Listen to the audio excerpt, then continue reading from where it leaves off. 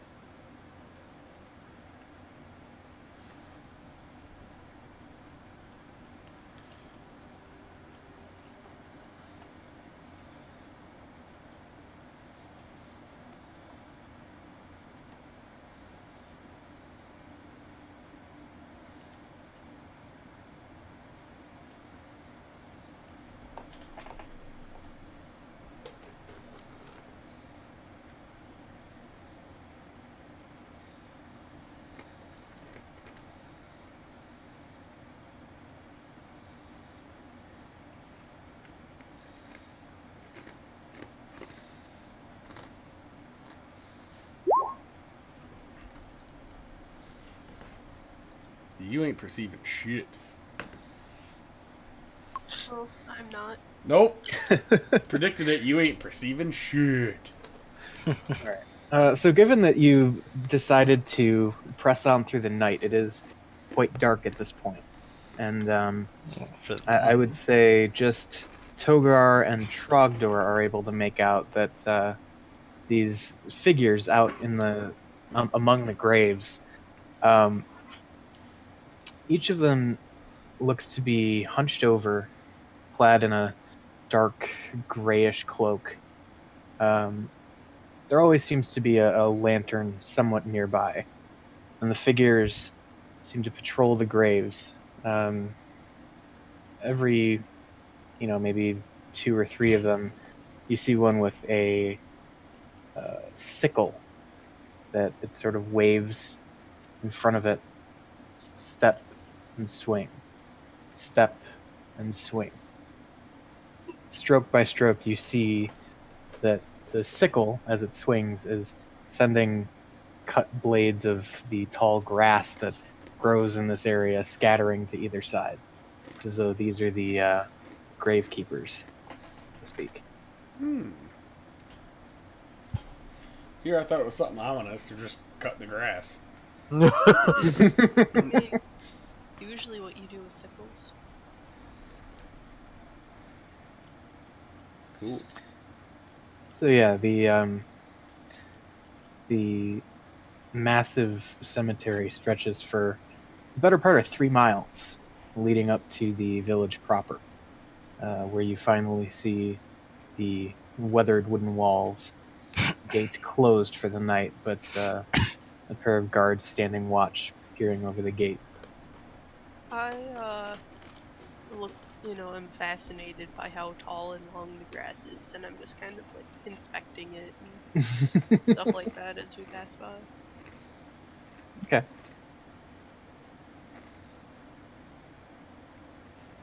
I'm gonna strode right up to the guards.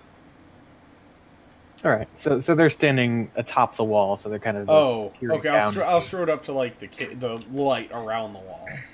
Okay. Yeah, and so there's torches mounted every few feet, essentially around the perimeter of the village, and so you step into the light that they cast. Yeah. All right. Just kind of look up and see if anybody notices me. Well, let's see. Yeah, one of the guards stationed up top, upon seeing you kind of step into the light, says, "What business have you at Kymor?" Just looking for a place to stay for the night. I'm afraid we're out a little later than we expected to be. Indeed you are. Well, step forward. Let me see the rest of your party. I look back towards the rest of the group and kind of gesture for them to come forward. I come forward. Stand next to Dogar. Okay. Checks Bungo's on my kind of shoulder. sleepy at this point, so he kind of like waddles forward and like rubs his eyes. All right. Walk up with checks on my shoulder. Yeah, actually, Bungdo probably would have been sleep. Well, could have been resting because I think he was riding the mount. Yeah. Okay. Well, either way, you're all able to make your way into the visible area, and the guard kind Including your dragon there, Paladin boy. of.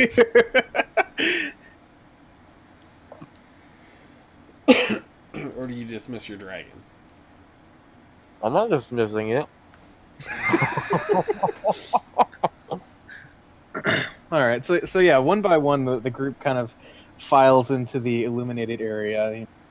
There's the dwarf who kind of took the lead, and gnome here, human here,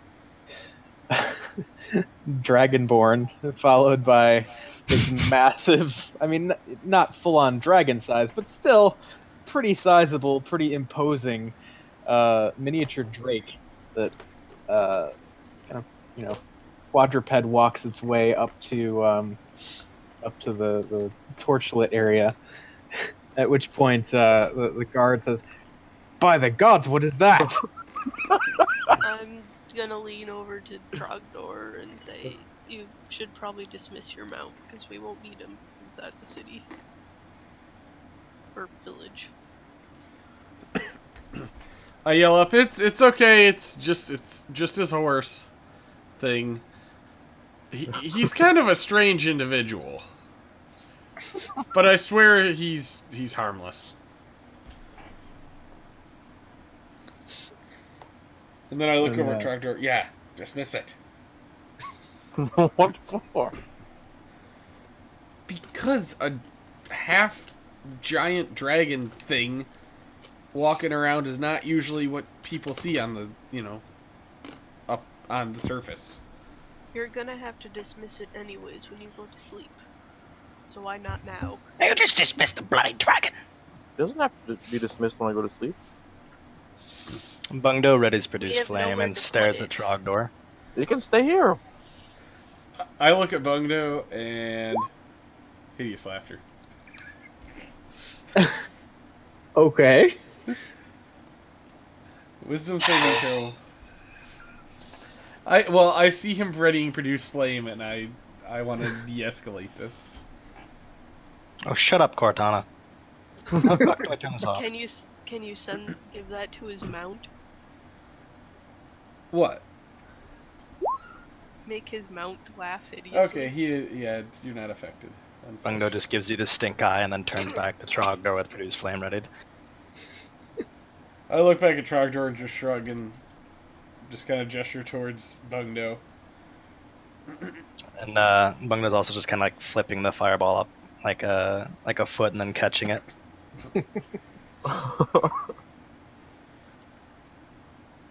Because that failed, can I summon Mage Hand and grab it midair? Jesus. Can you grab fire? I don't know. I don't have to. I don't have to. I'm pretty sure you can't. All right. It wasn't meant for you, but so help me God, I will cast it on you. I'm just trying to de-escalate the issue. I could slap you again. You'd slap him. What, again. Bungo? No. Whoever I slapped for 11 points of damage, I thought it was Togar. I'm pretty sure it was Trogdor, wasn't it? You beat the shit out of Trogdor. Those are yeah. punches. Yeah, but no, I slapped someone and did 11 points of damage. No, that was Xanavar. Oh, okay. That was I knew Mitchell. it was someone. Yes, you slapped No. the fucking shit out of him. Or no. No! That wasn't you. That was Gerald. Or no, Xanavar punched the shit out of Gerald. Yeah. And Eric, I can't hear you. I heard you through her mic. Yeah. I can't hear you. Discord being dumb. Nope. Don't worry, someone else had this problem earlier. Like the issue I get, just leaving the chat and then coming back in fixes it. Yeah. Just restart Discord. It should work. You tried turning it off and on again. Unplug your computer and then you're good to go. You just don't plug it back in. While it's still out.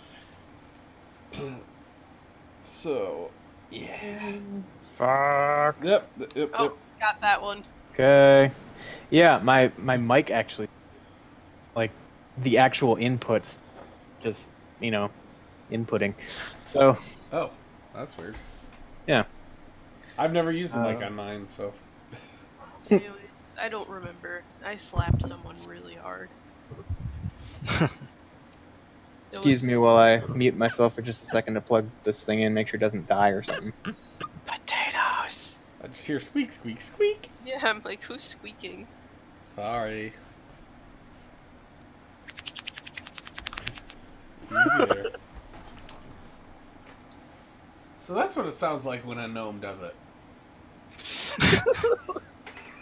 Like a little rabbit. Alright. So, yeah, is anybody doing anything, or kind of at a standoff here with the mount? Our mount can stay here. Or the mount I can cast- go away and you I can... cast Produce Flame on Trogdor. I step back out of the way. I also stepped back.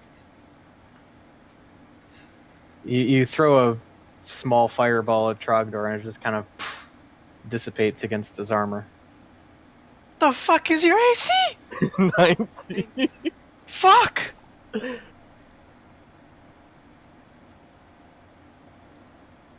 I say, hold off, hold on, Bungdo. I got this. I look at Trogdor and say, Trogdor, you know you want to dismiss your mount. And I will cast Charm Person on him. Trogdor, I have a question for you. Wait, If you leave your mount here, could someone come by and steal it? no. It only obeys him. Okay. And they'd have to speak Celestial for it to even talk to it. Wait, I mean, but I don't You- want it to scare people coming in and out of town. wait, you can talk to it using Celestial? Yeah. Mm-hmm. Oh! That's the one language it knows. And then I can ask, talk- I ask it how it's doing. Oh! Okay. The dragon seems somewhat taken aback, suddenly having been approached for conversation. But after a brief pause, it says, "I am doing well, and yourself?" No, quite well. I'm just trying to convince him to dismiss you. I hope you don't mind. It's been a pleasure hunting with you. Or fucking traveling. All right. At which point the mount actually turns over to Trogdor and says, "Do not worry. If you must dismiss me, I will not be harmed." But before you go, what is your name? I have no name. Well, what should I call you? I suppose that would be a decision for my master. Went through a graveyard on a horse with no name. I'm going to call you Flaps because you flap your wings. My name is Bundle Fairtinker. Pleasure to meet you. And then I stick out my hand.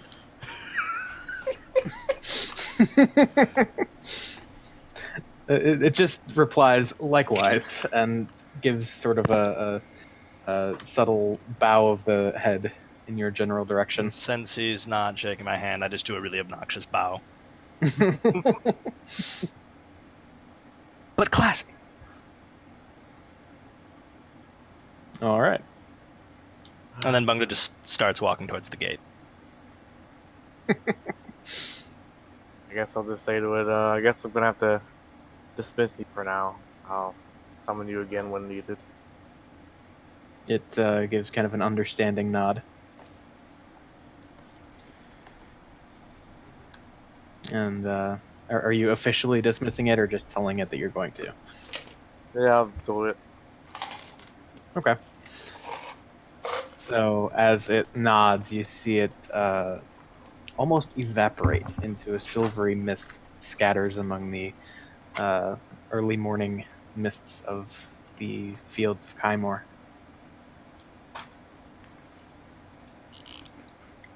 Single tear rolls down my eye. Does Bungdo see this? You can if you'd like. Bungdo sees it and then walks over to him and just like pats him on the back. Flaps was a good bird. We'll see him again. He's not a bird. I will reach in my pack and pull out a star fruit and hand it to Trogdor.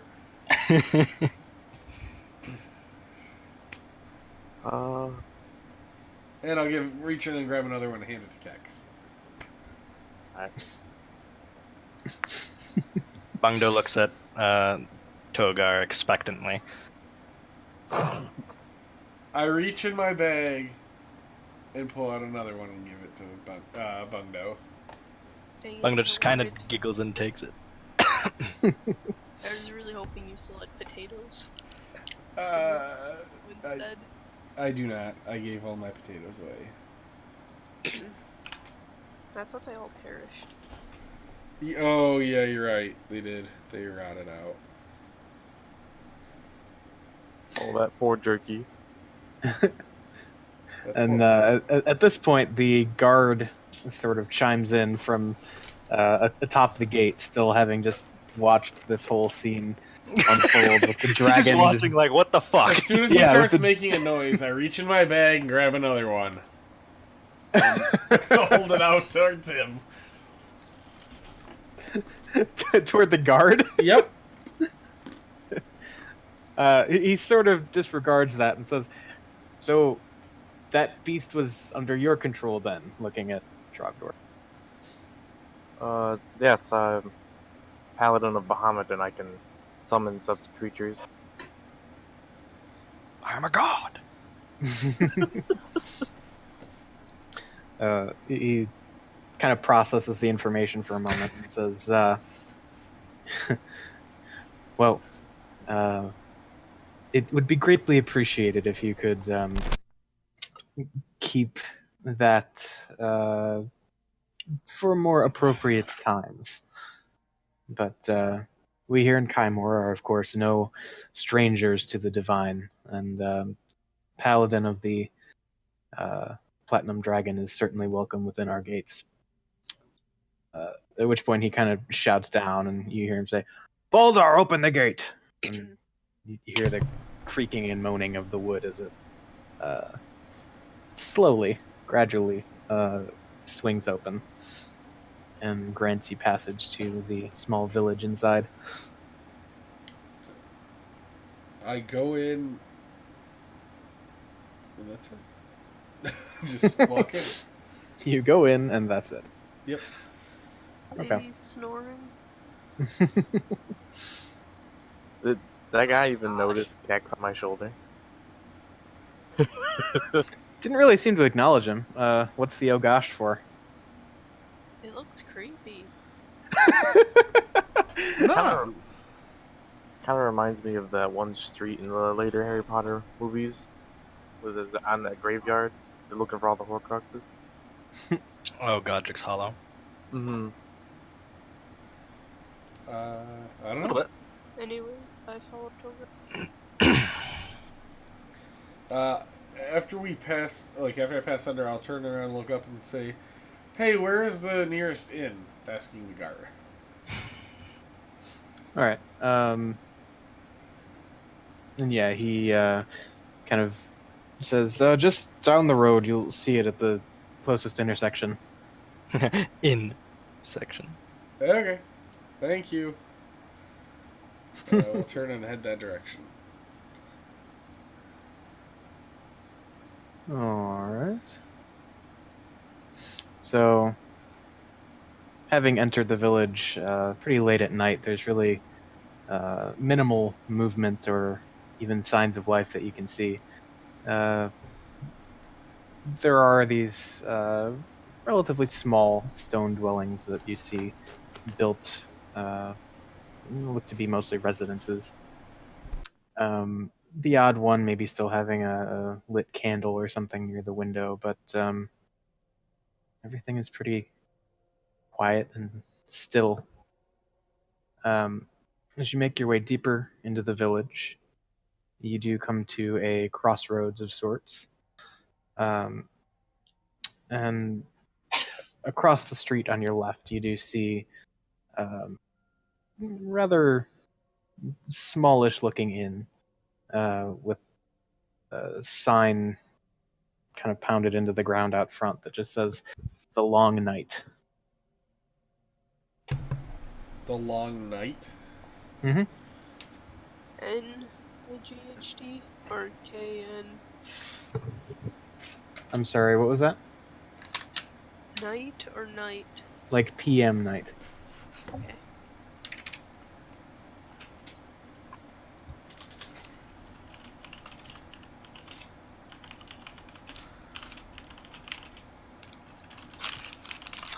Okay.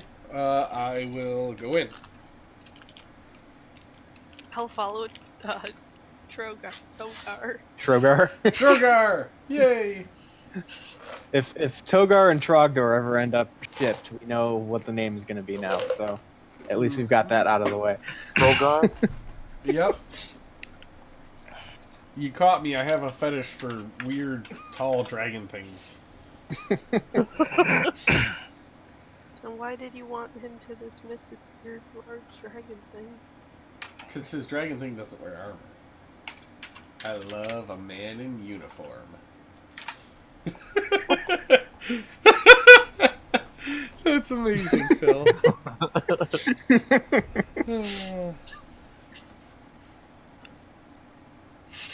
All right. That. So yes, those of you who make your way in, given that it's like quite late at this point, you enter to the site of a series of empty tables with the chairs and stools set up on them. The bar and restaurant portion of this establishment seemingly closed for the evening. There is a single, what looks to be half-elven female, probably in her late 40s, early 50s, sort of kicked back behind the desk, feet up, noticeably asleep. Probably not really expecting anyone to walk in at this hour. I'm curious, am I wind tunneling right now? A little bit. Ever so slightly. How about now? Yeah. Sounds like you were sitting in Hurricane Ima or whatever. Right now? I turned the fan down. Only when you speak. Yeah. Okay. Keep going for a second, Phil. Like this? Is this good or? Yeah, that's not No, bad. that sounds good. I'll leave it. I mean, it still sounds like shit, but it sounds good. well, I mean, that's just my voice. Oh, okay.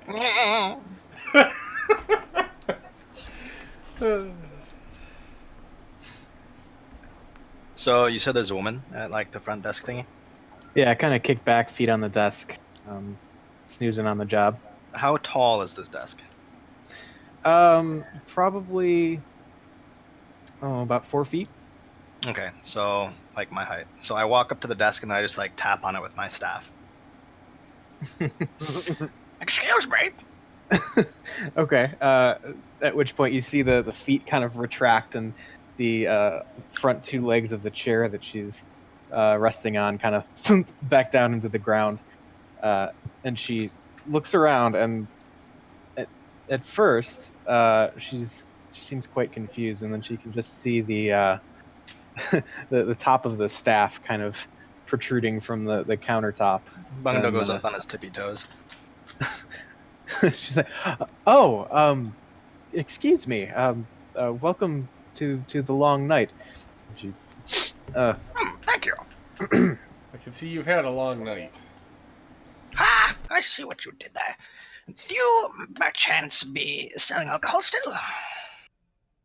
I could get you something. That would be quite wonderful. And rooms as well, I think? And I look back at the party and just kind of like, am I asking? I know. I'm always down for a drink.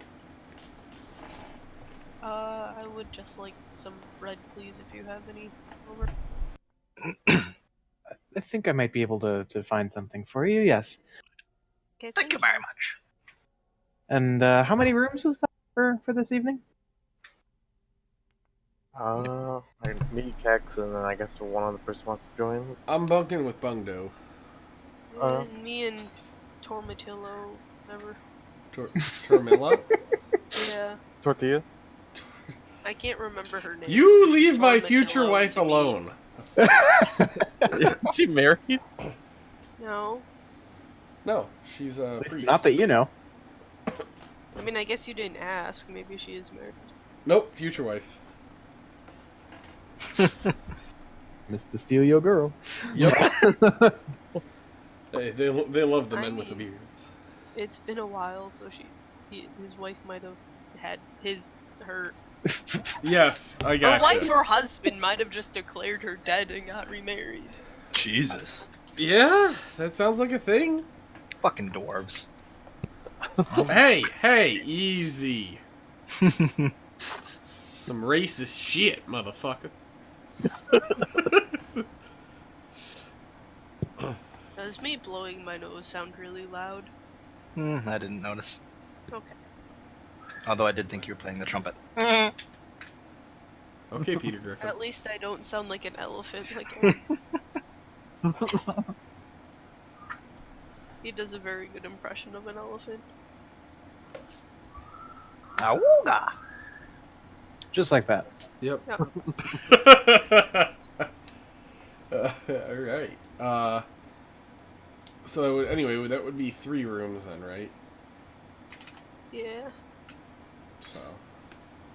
Alright. Yeah, she tells you that'll be 1 gold, 5 silver for the night.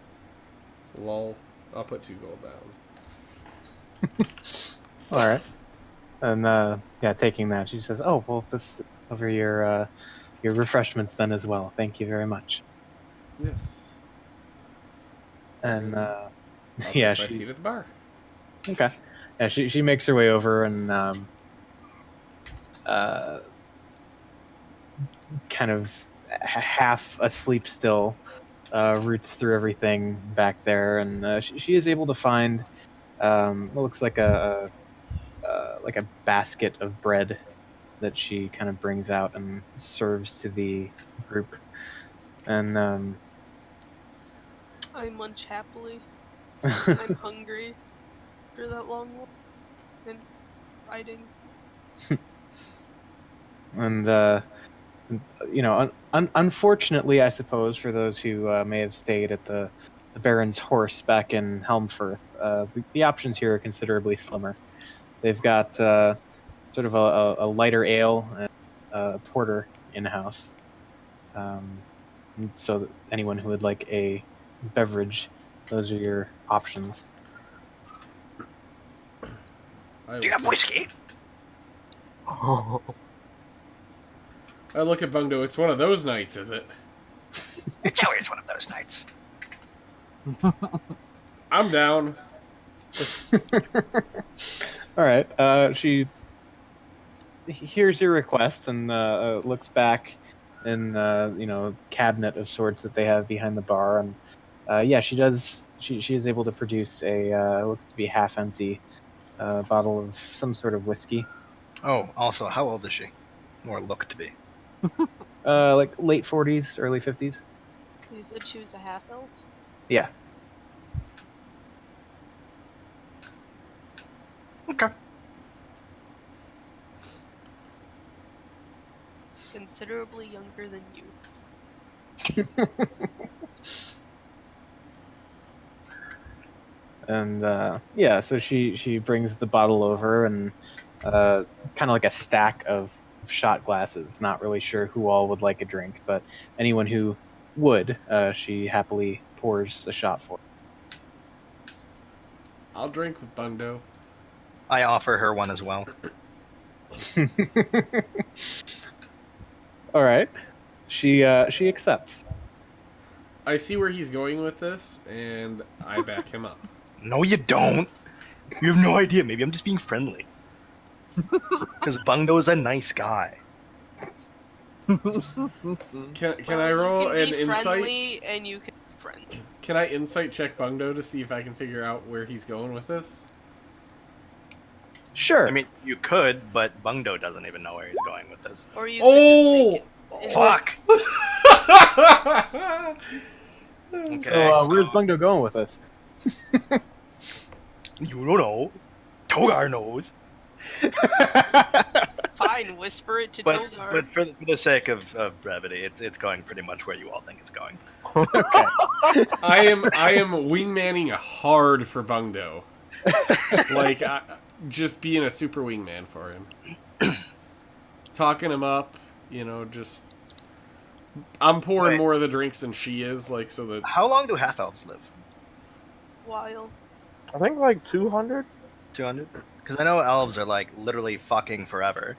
But- Yeah. Elves can be, like, over 1,000. Yeah, often exceeding 180 years. Dwarves are old, too, though. Dwarves are, like, Yeah. 400. I'll be I die at, like, a long time before you. We both live to old age. Yep. I'm gonna die at like 80. Depressing that is. You were an elf and you had a bunch of friends that weren't elves. Yeah.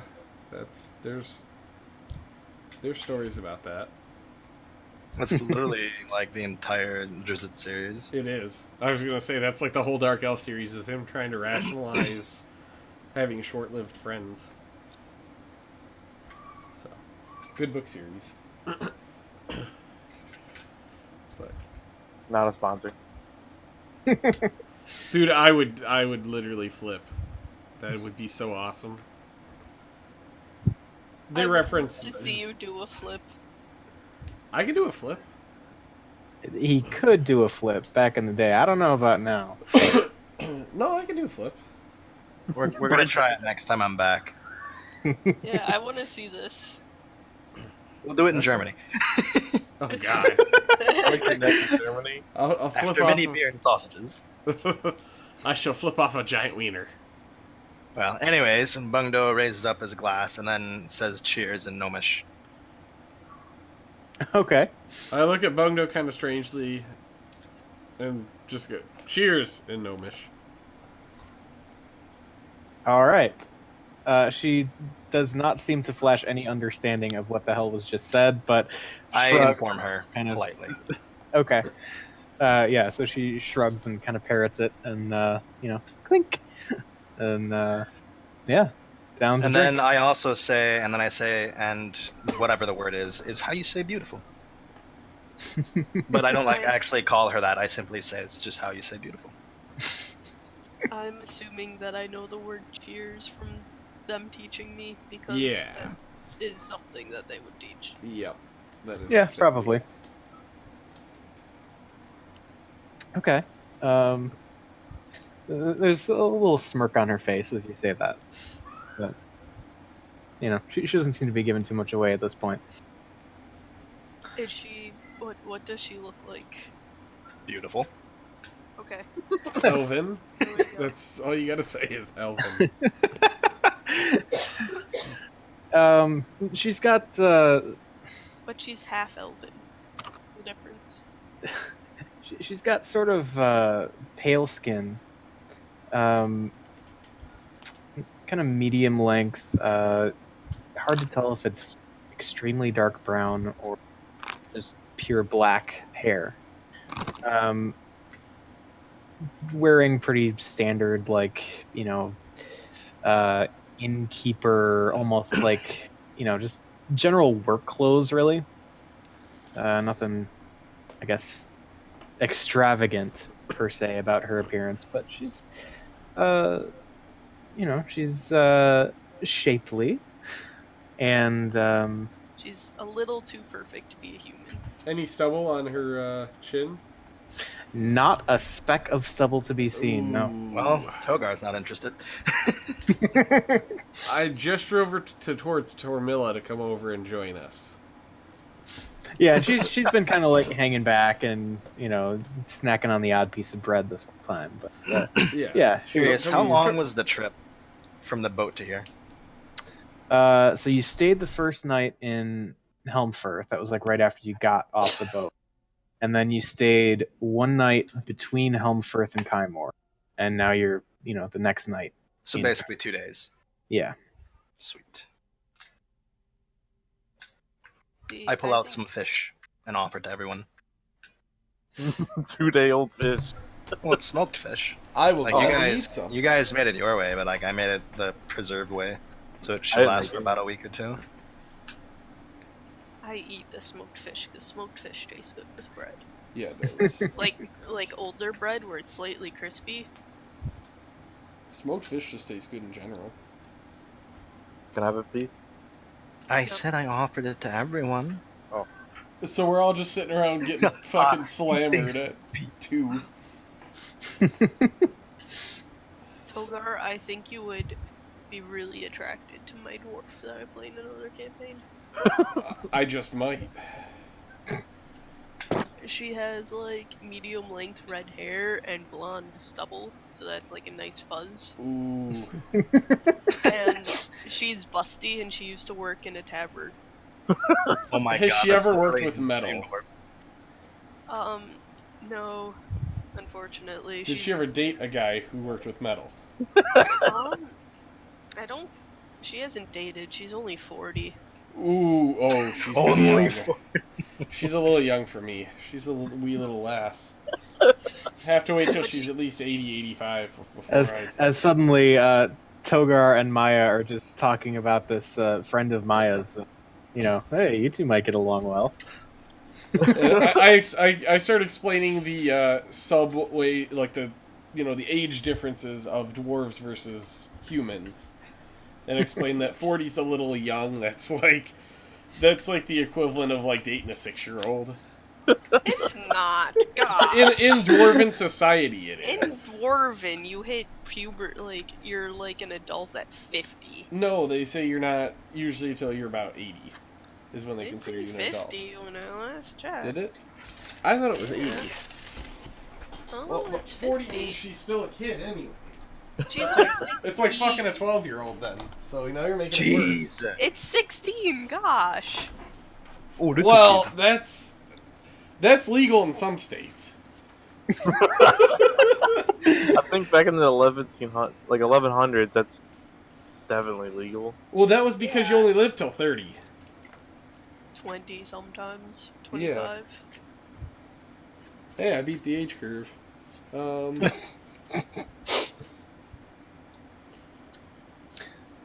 Indeed. I'm actually looking it up to see what the I'm dwarves. looking it up too. They mature at the same rate of humans, but they're considered young until they reach the age of 50. See? Well, they're So still I'm adults at fully 18. mature. I'm just still young. Yeah, she's like still a girl. She's still a lass, not a full. But I you don't know, have to it's- remember that women mature faster than men. Yeah. Maybe. Sometimes. So Yeah. she's more like one of those college girls that are like freshmen. I'm disinterested. Yeah. Okay. I'm still poking towards Tormilla. All right. Just wait like 20 or 30 years. Yeah, that's fine. 20 or 30 years, she'll be ripe for the picking. Jeez. What? It's just devolved into this conversation. Well, no. I mean, that's fine. Anyway, yes, I gesture towards Tormilla to come over and start giving shots to her as well. All right. And then I guess Maya walked over. We started this conversation. Oh, you would like a friend of mine. I'm just like, nah, I'm good. You might get along. She does serve a mean beer. I'm listening. At this point, Tormilla chimes in. Probably not as good as the stuff I. Oh, Really? Damn. but she does study mushrooms. I'll have to try some of your special brews sometime there, Tormilla. As you can tell, I love to drink. She just kind of holds up her glass and, tries to toast with you once again. I toast. Ting. I I have- just chuckle. Continue eating my bread.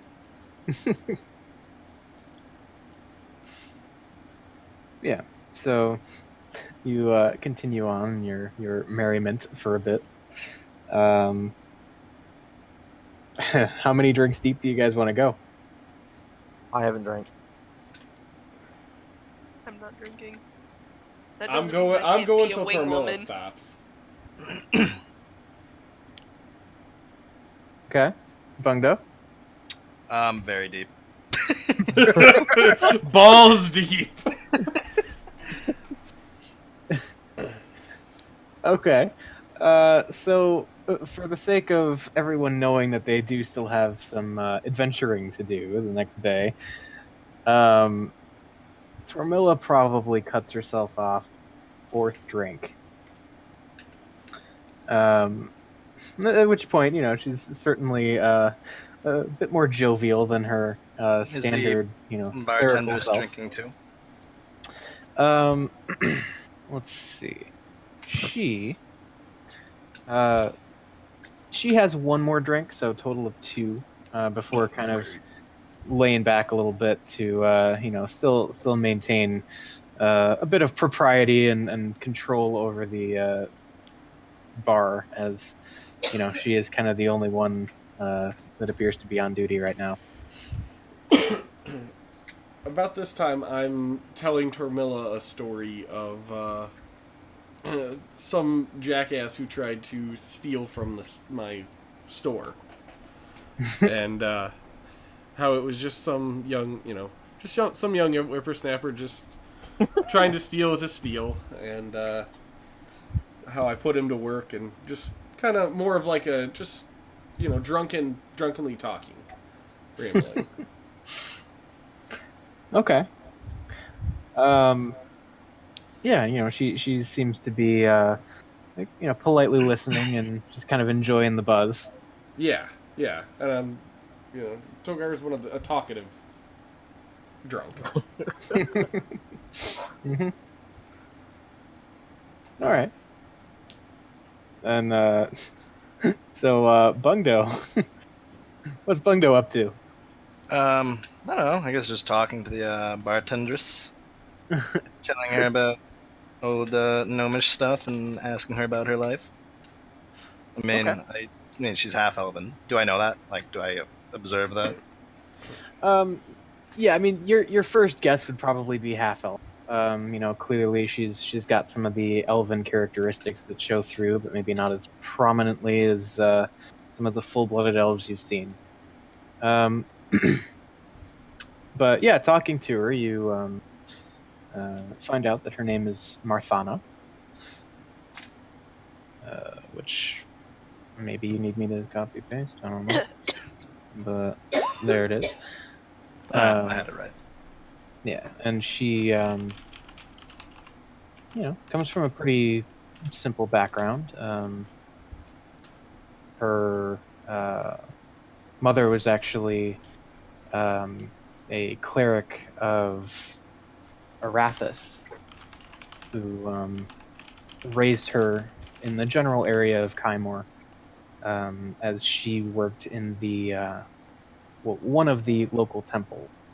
Her mother worked primarily in the Amatorian temple at the south end of Kaimor. Can you... Yes, I can. Okay. And you said she was the priestess of Arathis? She was a cleric. Cleric. That's right. Okay.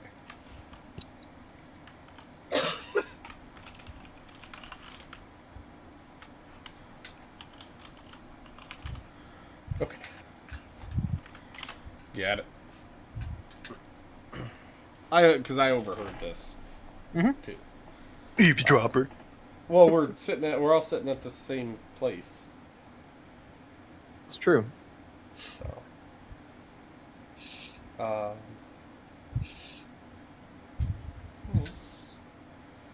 kind of nudged Bungdo.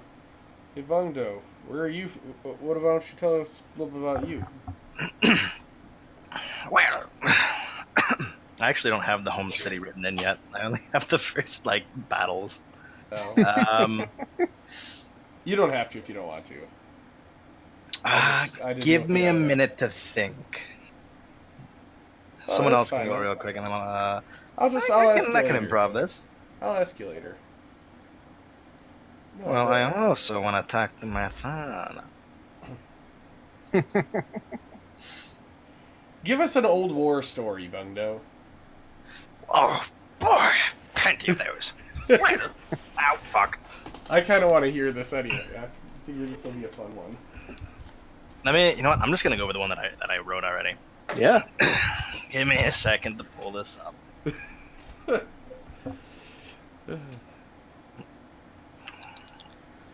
Just a little something to add to the flavor. Mm-hmm. Yeah, I need to. There we go. No more.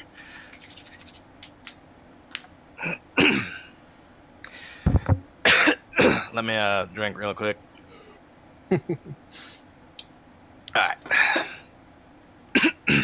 Well, the first time I was in the Great War, the Great Gnomish Wars, wonderful time.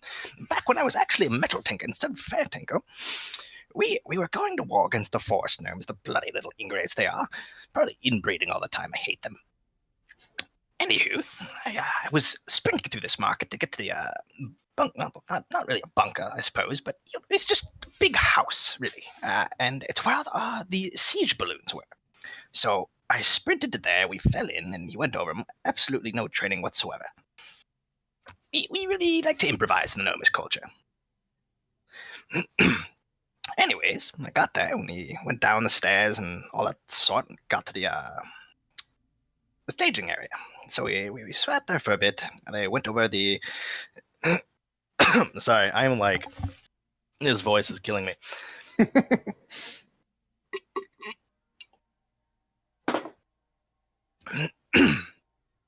Okay.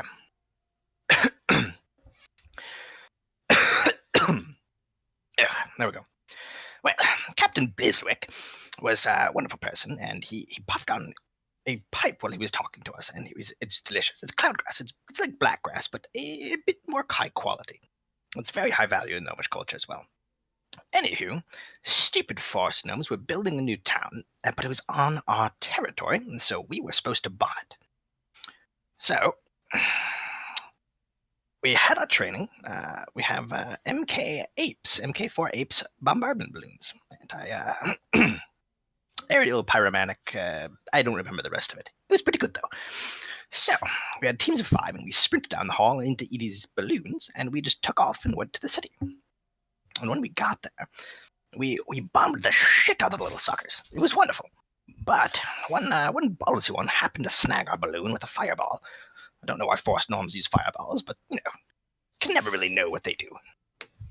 Dim-witted sloths. So our balloon went down, and we had to fight our way out to the city. We eventually got back and hailed as heroes. I think I personally took out a good dozen or so gnomes. One was enough for me, though. Any more was just a bonus.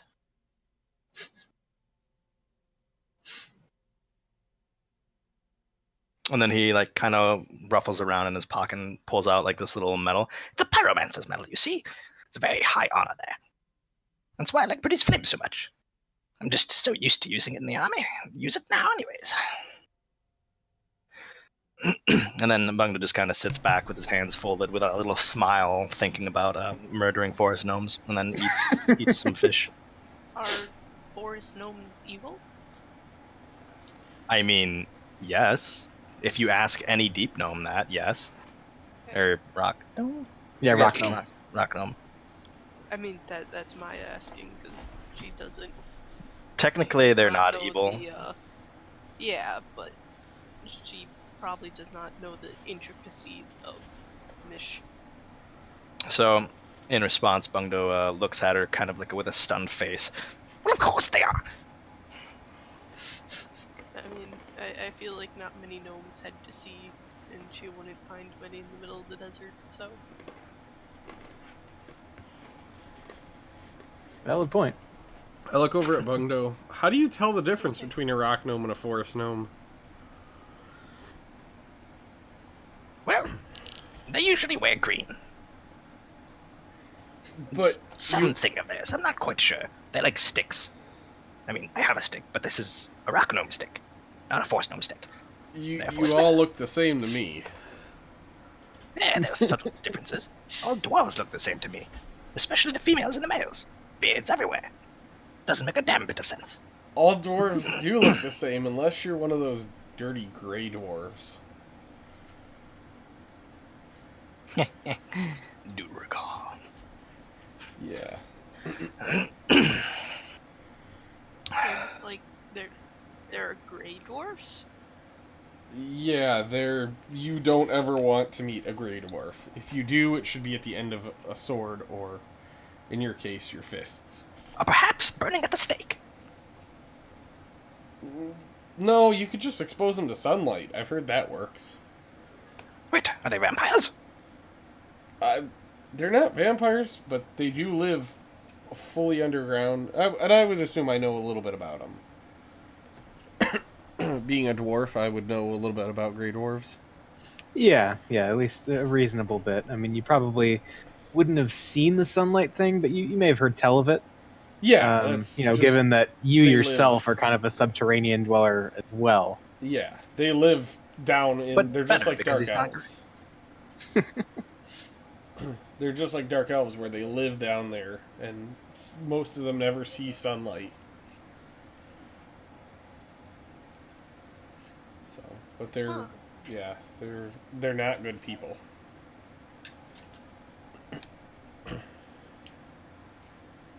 So, I need to think about this. And Maya meanders up to her room, which I'm sure got pointed out at some... Yeah. I mean, Marthana probably gave you like room numbers or something to refer to. And she's just gonna think about things that she doesn't know in the world are evil. Okay. And the world looks much more bleak for her. Especially spending the night in Kaimor, probably. Surrounded by graves for 3 miles on every side. Yeah. Seems like a grave situation. yep. Oh. Somewhere in there, I'm gonna get my own room as well. So Your own room? yes, instead of sharing with you, I will get my own. Okay. Gonna ask Tormilla up there. Maybe he's expecting you to ask someone else there. Yo, it doesn't happen in a day. She's classy. I will take my own room. Okay. And at this point, having kind of hit it off with you guys, and just generally, feeling a certain friendship, maybe not quite the type Bungdo is looking for just yet, but Marthana doesn't even charge you for the extra room. Oh, okay. Yeah. So yeah, after Tormilla stops, if she goes up to her room, I probably will too. And before I go, I'll just kind of wink at Bungdo, and in Gnomish say, "Go get him, Tiger." in kind of a slurred voice, and then I'll just kind of walk up the stairs. think that I remember. All right.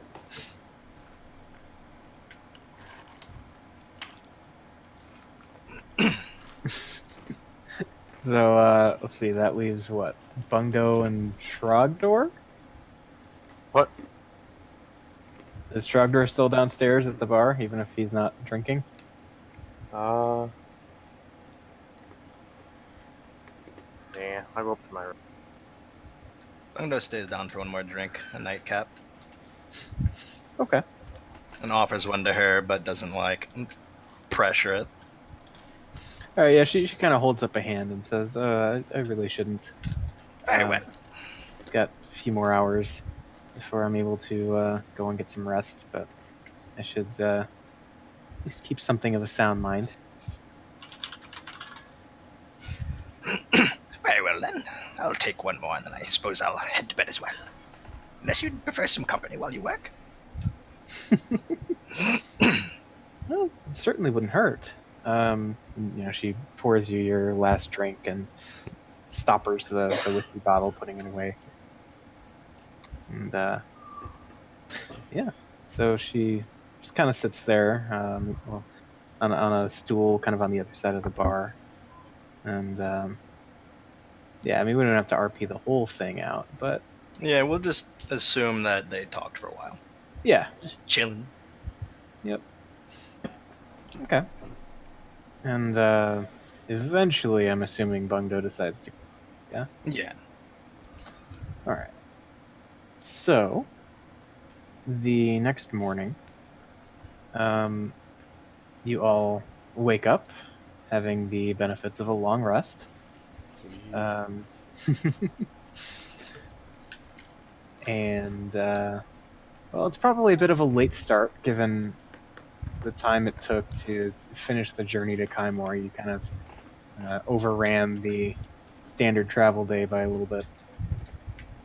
But probably 11 or so. Everybody's awake and somewhat functional.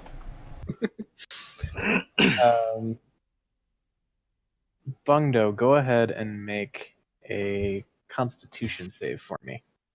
Alright. Constitution save. Not to the point of puking, but Bungdo's got a pretty gnarly hangover this morning.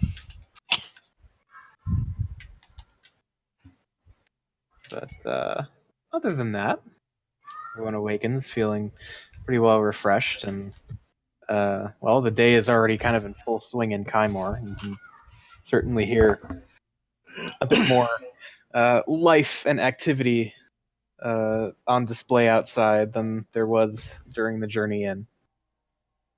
But the day is yours. What would you like to do? Maya, when she comes down, you can see that she kind of looks troubled. Bungdo would normally ask what's wrong, but Bungdo is not in a position to right now. I assume there's like a different bartender there. Yeah. I ask for a glass of water and a shot. And a what? Shot of whiskey. All right. I go over to you and be like, Trogdor might be able to take care of your hangover for you. Thinking this is some kind of new drinking game Bungdo came up with, I order a water and a shot of whiskey as well.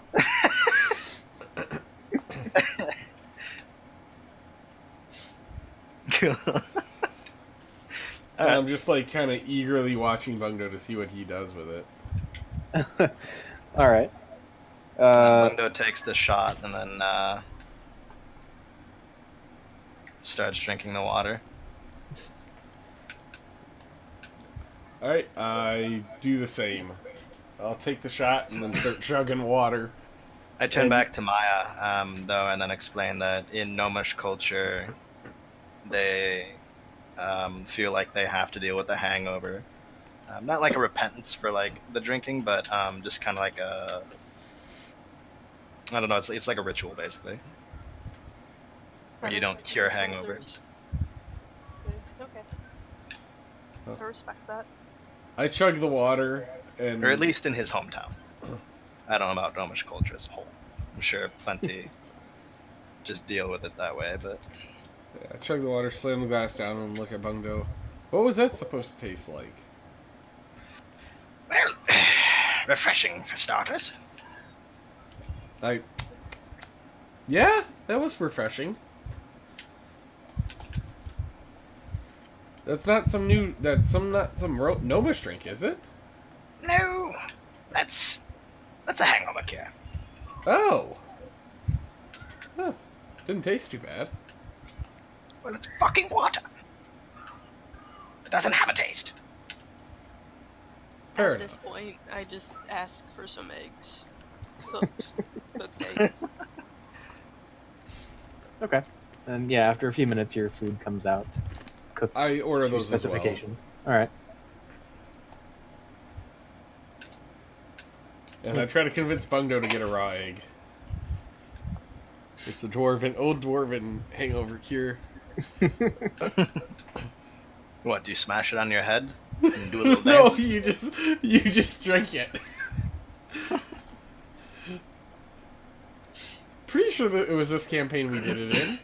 Yeah. Mm-hmm. Yeah, that was during Yeah, your we- time at Drake's Landing. Yeah. Didn't I chug like 10 of them? It was fine. You ate a bunch of them.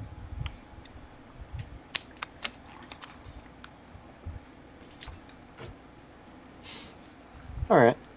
So yes, anyone who would like to grab breakfast or beverages or whatever, you are able to do that. And yeah, eventually, Tormilla makes her way down. She's a bit of a late riser this morning. Not due to any distress or anything. She just slept in. Just had a good night and kind of enjoyed the rest. I offer to brush and braid her hair sometime. Ooh, kinky. Her hair, yes, probably. I look over. What can you do with my beard? You look over and what? And Oh, I said I look over and say, "What can you do with my beard?" I could probably braid it and brush it. wait, Bungdo wants Viking beard braids. Yeah, that's what I'm thinking. Okay, so I look over at Togar with like a knowing look, like are you thinking what I'm thinking? In Gnomish, I say Viking beard. And Bungdo just like excitedly nods his head yes, and then goes over to Maya. I probably understood the word beard, but I'm very confused at what you're talking about. Yes. Yeah, I don't know the word Viking. and either way, the frame of reference here would probably be like a northerner beard. Yeah. That's fine. I mean, I which- assume there's not actually Vikings. It's just like Right. for like Yeah, no, absolutely. knowing But what we're talking about. the reason I bring that up is Maya still probably wouldn't be too familiar with that concept. So, not really having been to the north at all. I need Ah, you to explain that to me. well, I explain it to her. Okay. It's like the two. Well, Bungdo wants just like a shit ton of braids that like braid into one. Like it's like a braid of braids. Right now? Well, yeah. I mean, if you guys are, we should all just do our hair at the bar. I don't have I'm anything. sure I have stuff to do with my hair. So, without my hair stuff, I probably have like a comb and hair ties or something. Probably like scraps of fabric. Mm-hmm. Bungdo I is ask just you if giddy. you want a ribbon in your beard. Bungdo shrugs. Why not?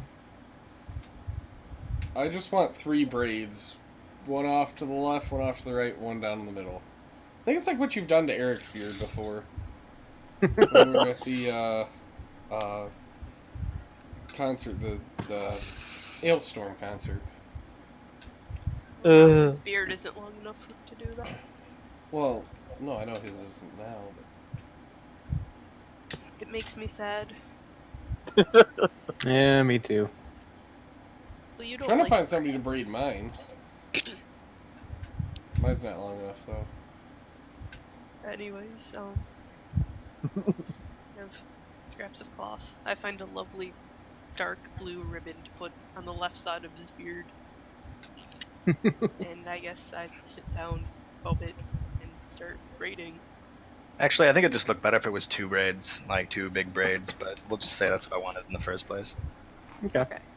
And then a ribbon at the bottom of each beard, but in like a manly, warrior kind of way.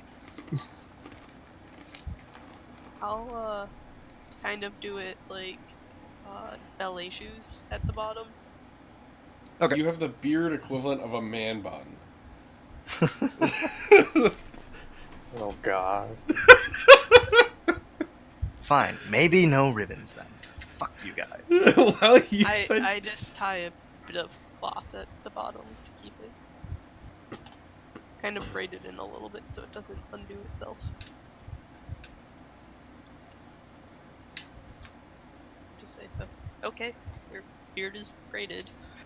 Oh shit, I'm actually gonna have to like repaint my picture now, or like paint over it. I think by the Oh, time shit. I'm done with this, I'm going to repaint over the entire image, or just like do my own painting of Bungdo.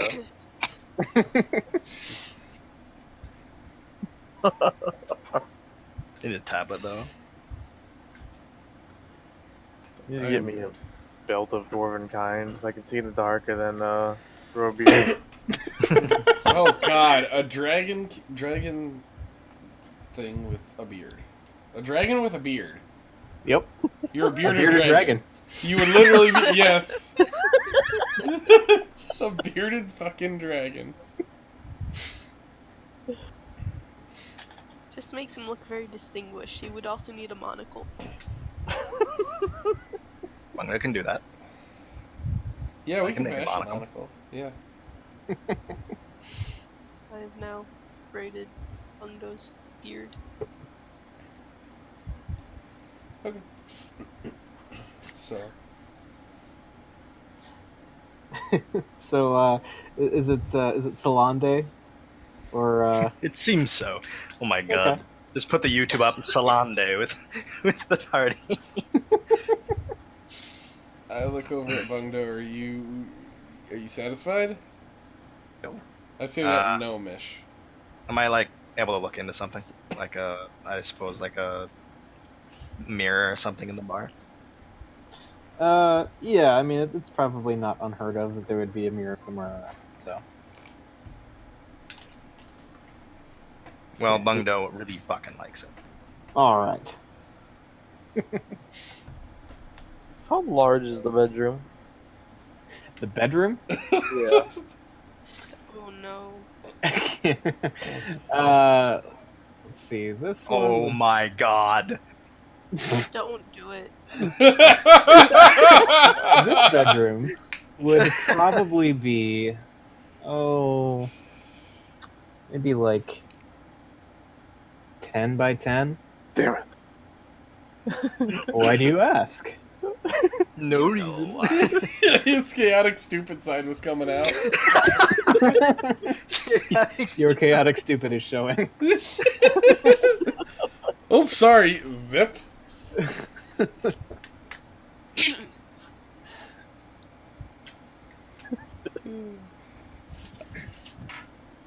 Save the surprise for later. If we ever get the chance. Surprise horse sex.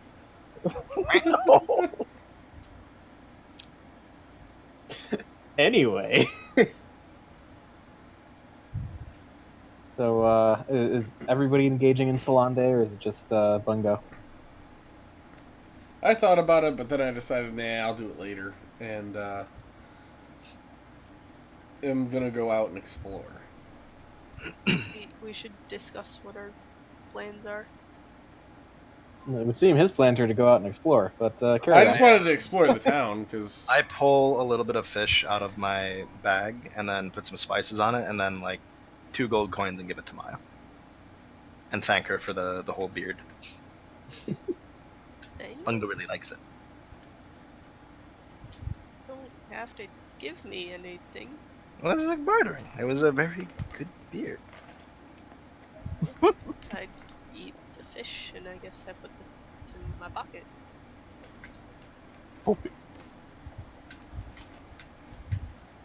Bungdo is trying to be gentlemanly to impress Marthana.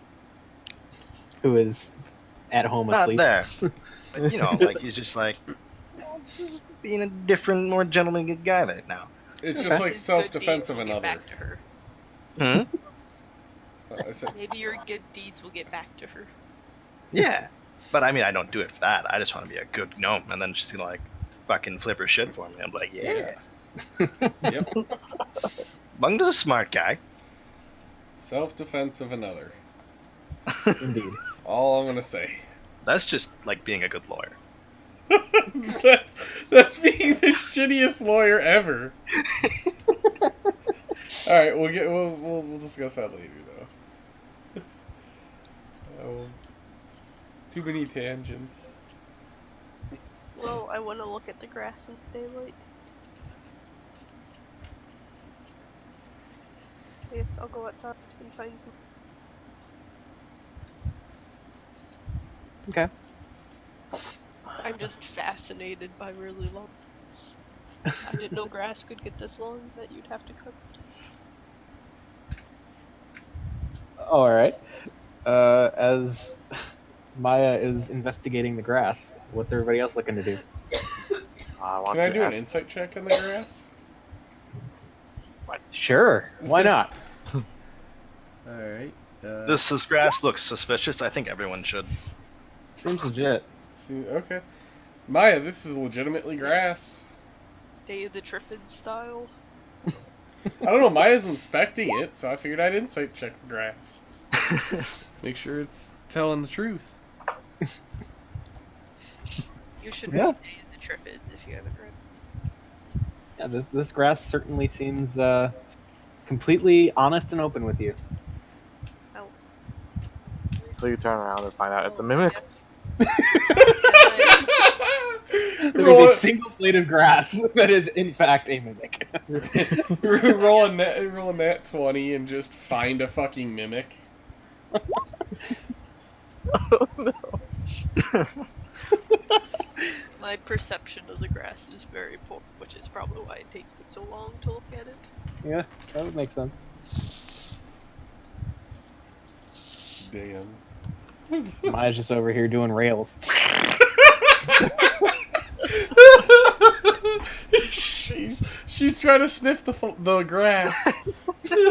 And it's just, I just imagine she's like trying to smell it, and it's like slapping the side of her nose from the wind of her sniffing, so that's what the noise is.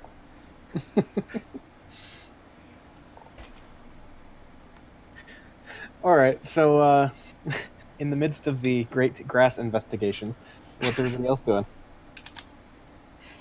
I guess ask the bartender if they have jerky. He says that, yeah, they do have a fair store of it.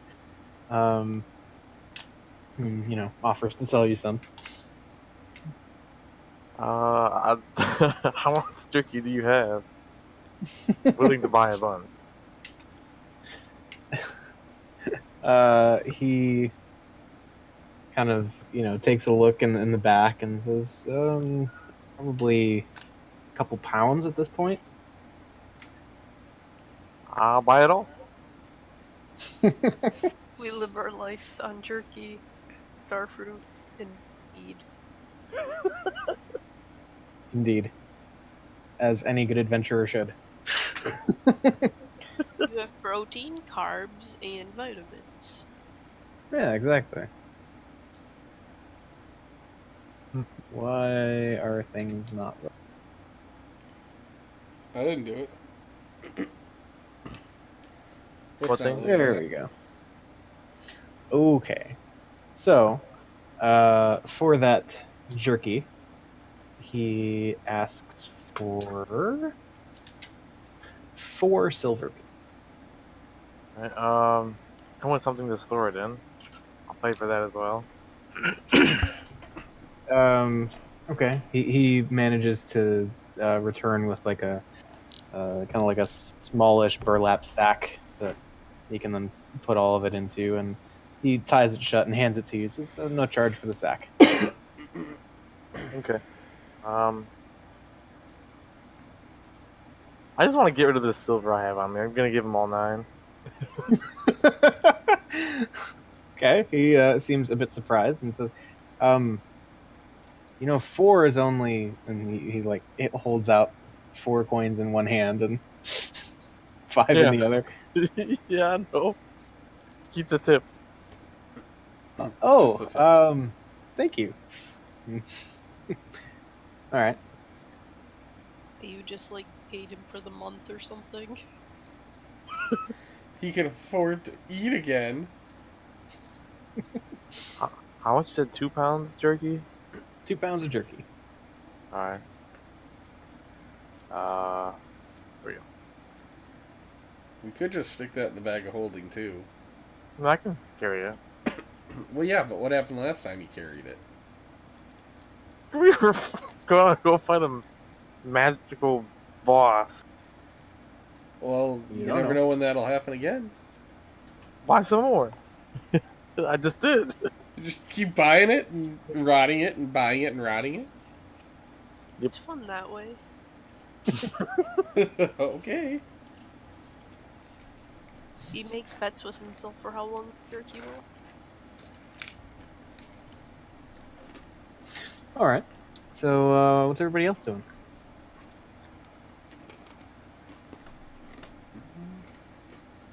When I'm done, you know, looking at the grass, I'll just go wherever Togar's going. What are there any places of like importance, I guess? Go ahead and make an investigation check.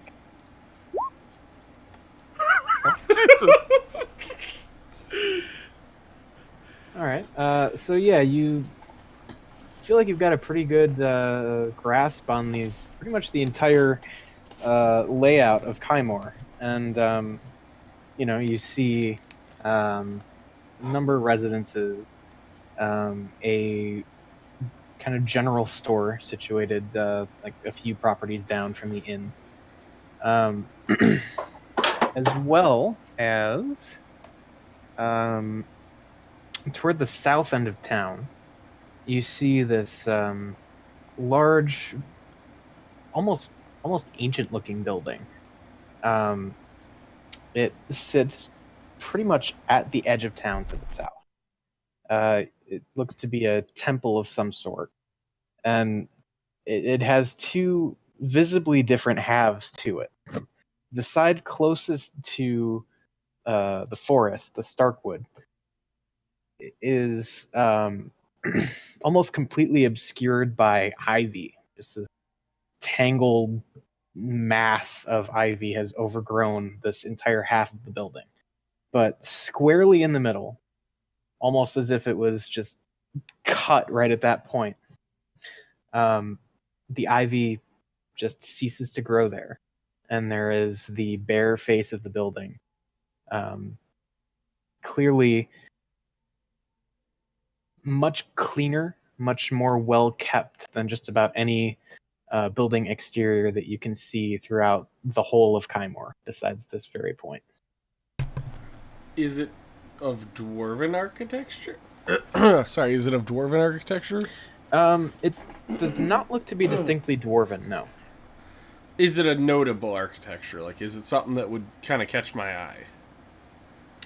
I mean, other than the fact that it just generally kind of looks like a temple, a place of worship of some sort, and you see what look to be probably holy symbols of some sort. Actually, 2 differing holy symbols. Can I That's religion about check? all you can really glean. You could make a religion check if you'd like to do that. Yeah, I would like to. Okay. I would too. Okay. Yeah, if you're tagging along, you can do that. Is Tormella with us? Yeah, she'd probably be making the rounds with you. She doesn't really have anything else to do. All right. Is Bungo still with you? I guess if Would everybody Bungo like to went, fuck it. Just kind of wandering around town. Yeah, if you want to go, you can go. I'll say, hey Tormella, do you know what religions those are? And let's see, she looks over. And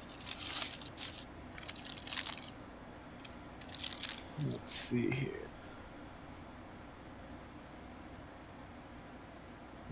Scumbag me making him dig up a character sheet.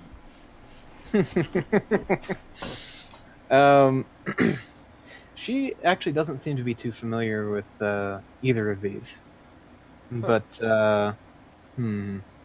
probably, well, Maya somehow would recognize both of these as the side that is like drastically overgrown and nearly entirely obscured looks to be outfitted with a number of symbols of Melora, who you know to be sort of a goddess of nature. And the immaculately clean side is adorned with symbols of Arathis, who's the god of civilization. Or, sorry, goddess of civilization. And you said it was I'll Melora just- and It was Melora and Arathis. I'll just point into when Tormilla says that she's not sure whatever. It's like that the Ivy side is Melora, is a goddess of nature, and the clean side is Arathis, the goddess of civilization, which makes sense. I knew people that worship these. okay. Good to know. It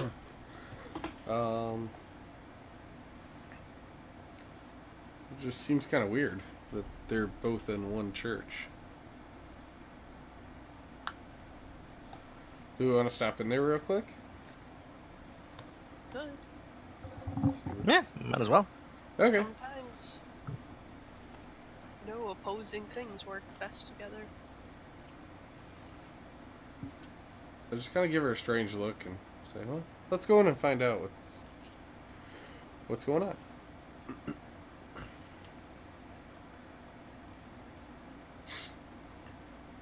Okay. So, which side would you like to enter?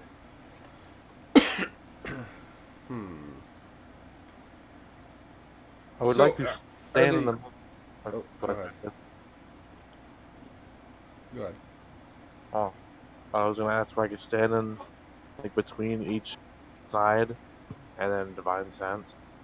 See if one side good or evil or whatever. Yeah, if you'd like to do that, you can. Yeah. I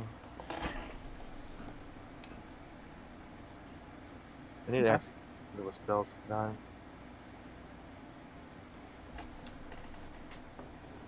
So, sorry, what was that, Brown? So I need to turn this into a spell at some time.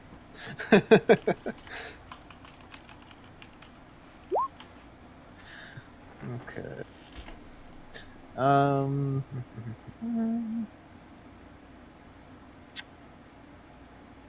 All right. So you can tell that pretty much the entirety of the temple that is within your range seems to be consecrated ground, holy ground, but you don't necessarily detect a strong good or evil per se. Alright. Guess I'll just say aloud, either side seems fine.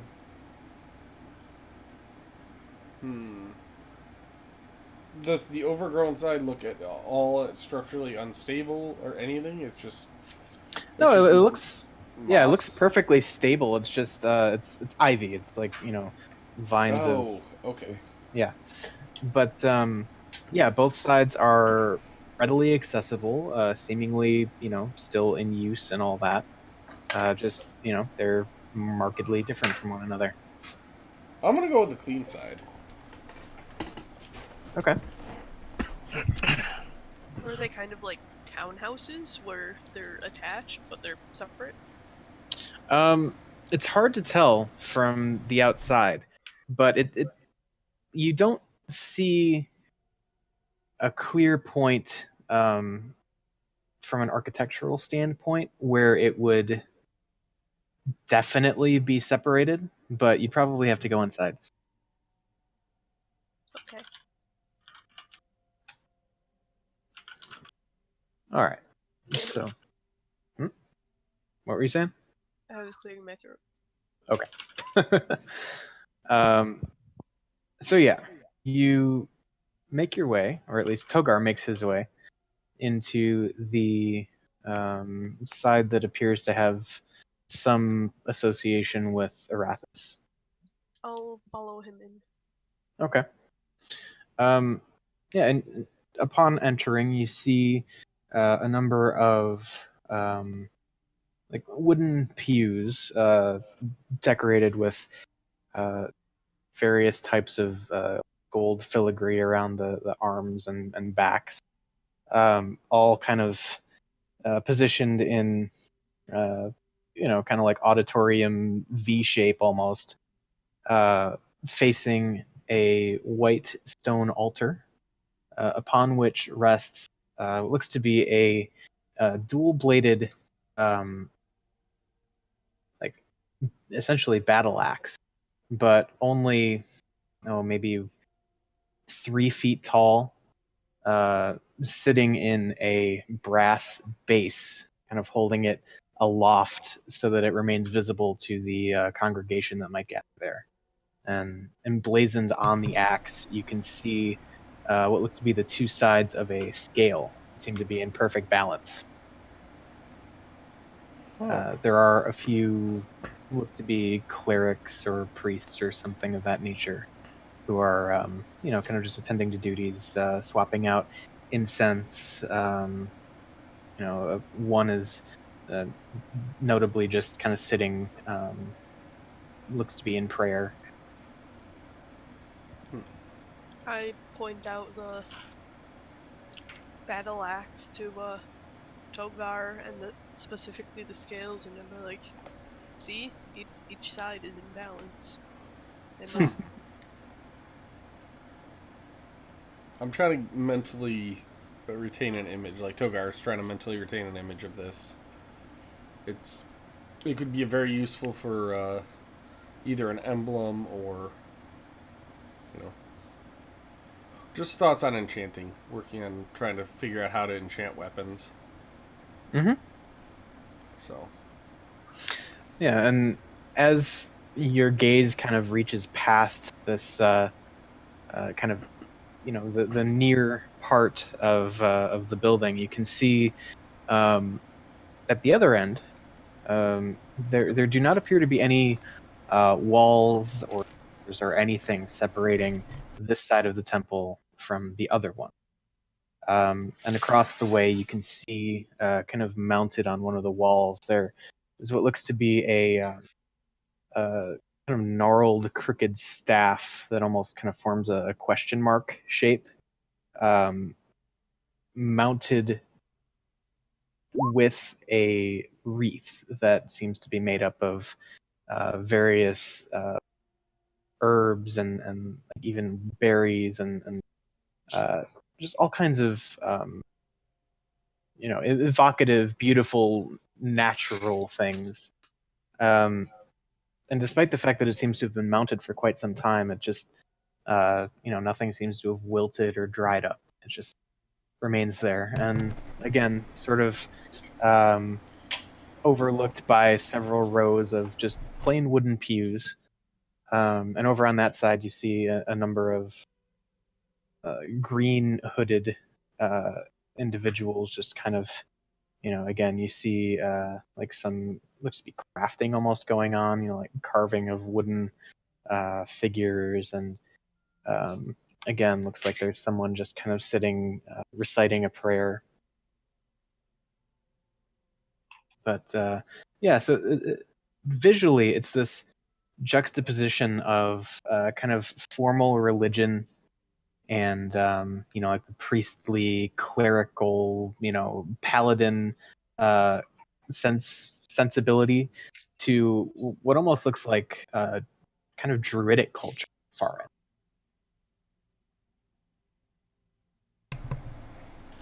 I take it Bungo's going towards the druid side. What was that? I said I take it Bungo's going over towards the druidic side. You're cutting out. Ah, why? I said I take it Bungdo goes over to the druid side. Yes. I go with Bungdo. Summoning my steed outside the temple. All right. So what do I see on that side? Like anything like specific that I would know? Let's see. Things you would know. I told Bungdo that I want to know what he knows. Okay. I mean, you notice that a lot of the druidic-looking people over here seem to be elves and half-elves. Let's see. A number of the carvings here seem to depict a like a majestic female huntress of sorts, like kind of stereotypical female elven ranger almost, but just with a certain air of nobility and poise, I suppose. Do I know who it is? Yeah. This is most definitely a number of depictions of Melora. I tell Maya. So she knows too. I gaze more closely. And look at everything. And try and soak it all in. All right.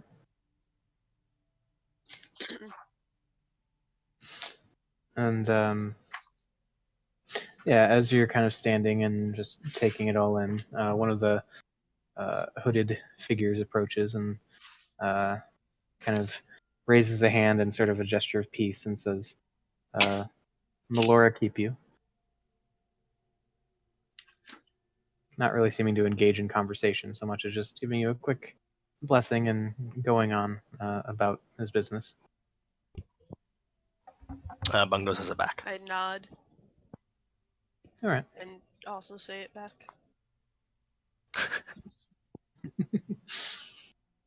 Okay. What an awkward encounter.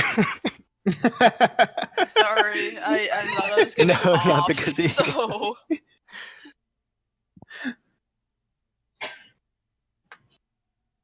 Yeah. Just kind of, they're going about their thing. They certainly don't seem unfriendly or anything. Just they seem to be, they seem to have their procedures and things that they do, and certainly welcome to stay and offer prayers or whatever. But they don't seem the most forthcoming type. Over on the other side, which, let's see, that's going to be what, Togar and Trubber. Are you still inside, or are you just out with your... I'm outside summoning. Okay. So yes, Togar is over in the Erathis side of the temple. And is there anything you would like to do other than kind of just take note of the interior and the emblem of Erathis that sits on the altar? Yeah, I actually am going to find a monk-looking type and just ask, walk up to him and just ask, what is Erathis about? Like, what is... Bungdo hears them talking and goes over there. Okay. and the looks to be a just a general like priest of some sort. Says, yes, welcome to the Temple of the Lawbearer. She holds to three primary tenets of her values and beliefs for the entirety of the civilized world. And those are to embrace the company and aid of others, and recognize that the efforts of the individual often pale against the capabilities of community. Second, strive to tame the wilds of the world in the name of civilization, and defend the points of light and order against the chaos of darkness. Third, hold and revere the spirit of invention. Create new places, new colonies, build where inspiration hits, and expand the laws of the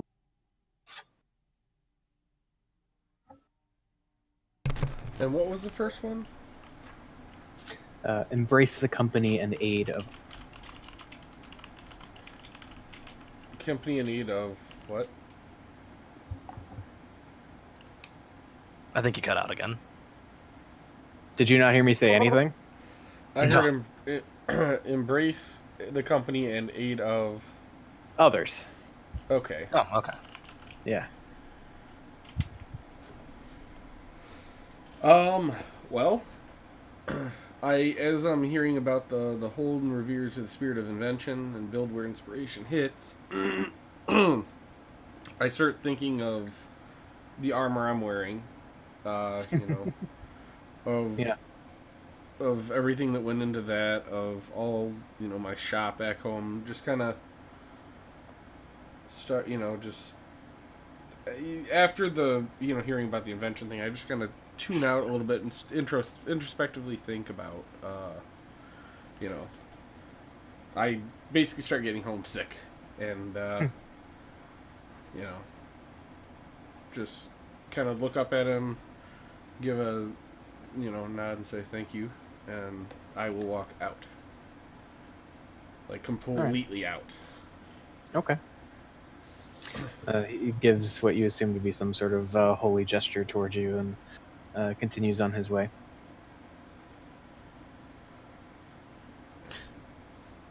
Is there anything else anyone would like to do here? Not for me. Okay. And Bungo? Nope. I'm good. Okay. So yeah, you all head out, and as you exit the temple, Togar, you do happen to notice something that you hadn't seen before. It looks to be maybe a fountain or something, just kind of off the beaten path. Looks to be just kind of standing out by itself at the edge of the woods, partially obscured by one or two trees that have kind of overreached the tree line. I'll inspect it. Like I'll go out and. So it's just Alright. like kind of out in the woods. Yeah, like just at the cusp of the wood. Yeah, I'll go check it. I'll mention something to whoever's with me. Okay. I'll go with him. All right. So yeah, you approach and you see. I go with him too. Okay. You approach and see a single vertical slab of stone, very much like the tombstones that you saw all through your approach to the village.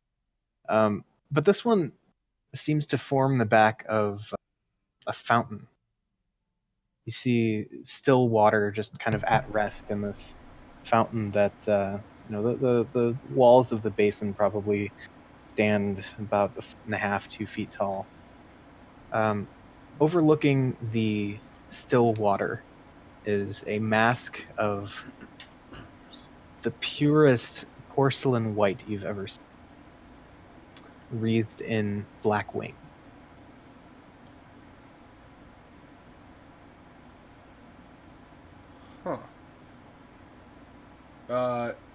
Does it look religious? Like, can I do a religion check to see if I can know what this is? Yeah. Could I do a definitely. history check? Sure. Ooh. Oh, shit. Well, Yeah, I'll take the first one. Maya. Coming through in the clutch. So, Maya knows, without a doubt, probably because of how just generally creepy the whole thing is. This is most definitely the emblem of the Raven. Of the what? The Raven Queen. Okay. I will inform them of that. And do I know anything about her? You do. She is essentially the deity of the moment of death and of passing on to the afterlife, whatever afterlife that may be for a particular individual. Her gaze sort of follows and marks the end of every mortal and watches over the transition to make sure that it's natural and undefiled by the likes of overly ambitious mages or necromancers or things of that sort. Okay. I tell them everything I know. I'm listening, but I'm also making a mental note of this. Like, this is freaking cool. Like, it's creepy, but it's really, really cool. And you can see kind of littering the ledge of the fountain all around, or just you see scraps of parchment with just names written on them. You see in places there are what look to be like a single or sometimes a pair of they almost look like coins, but certainly not any currency that you really recognize, just almost though they're a token of sorts. Huh. Can I mage hand and pick one up and bring it closer to look at it? Yeah. So yeah, you pick up one of these coins. It looks to be made of probably some cheap iron alloy or something. Not really a currency per se, so much as just a token. Okay.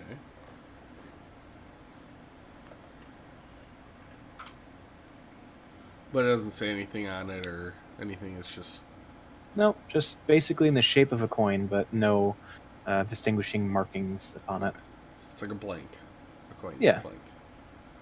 Okay. I'll put it back where it was. Okay.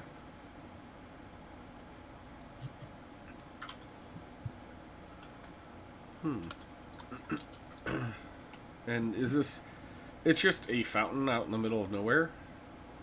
Yeah, it almost it seems like more of just a basin, really. Like there's not any flow of water or anything. There's just this little basin of water that sits perfectly still, despite the slight breeze that you can see kind of barely moving some of the extremities of the trees. And it's not a deep basin, right? It's just real shallow. No, it's not deep at all. It's probably 1.5 feet, 2 feet. Okay.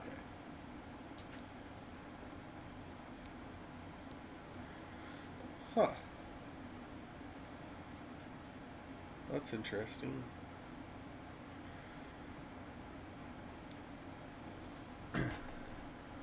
Well, do you guys want to stay in here and check around, check these places out, or do we want to head off and head home? Well, I suppose we could explore a little bit more. And then Bungno just kind of walks around the corner looking for anything else.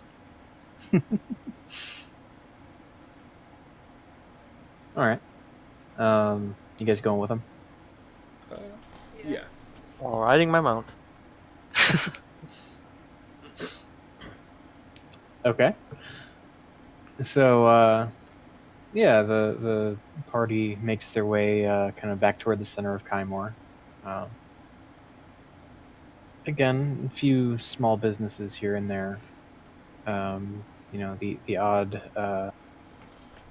street vendor and things of that sort. You see, um, now as you pass by, you recognize that there is actually a particular cart near the center of town that seems to be selling these tokens or blank coins of sorts.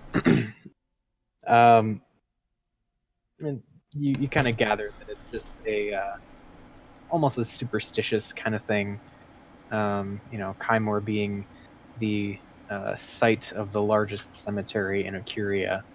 A number of people come here to um, bury their dead or offer prayers for them at any of the number of holy sites.